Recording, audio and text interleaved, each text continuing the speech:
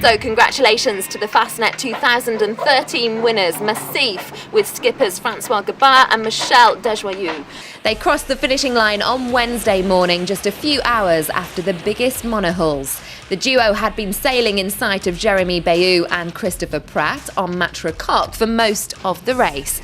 At the end, less than a minute separated the two boats on the finishing line in Plymouth. François Gabart, who was offshore racing world champion last April, confirms his supremacy in the Imoca Class. Alex Thomson, the local skipper, secured third place on Hugo Boss, 7 minutes after Massif, and a few minutes ahead of Bernard Stam on Jérémie.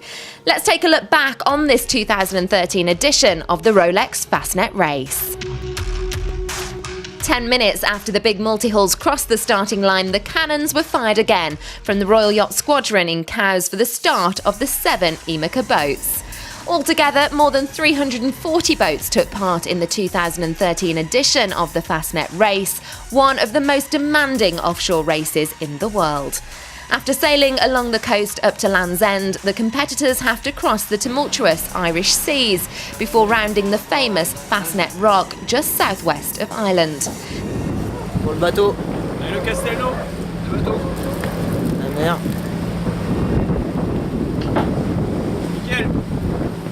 They then head back to the Scilly Islands and Plymouth. Before the start, I asked a question to the skippers. Take a listen to this. Okay, do you also know who won that first race? No, absolutely not. Nationality? England. No. No. I can phone a friend. Antoine, who was the winner of the first edition? Jolie Brise, Antoine Gauthier said. But he used a French boat? Oh, great. Yes, it is Jolie Brise. Well, the boat was celebrating its 100th anniversary this year. She was sailing alongside the Imoca 60 boats and the big multi-hulls. This is what makes the magic of the Fastnet Race. High-performance boats built in carbon fibre sailing on the same course as a 100-year-old wooden boat. Jolie Brise is the only boat to have won the Fastnet 3 times. PRB, winner of the 2 previous editions, will not equal her record in 2013. They finished 5th in the Imoca Class.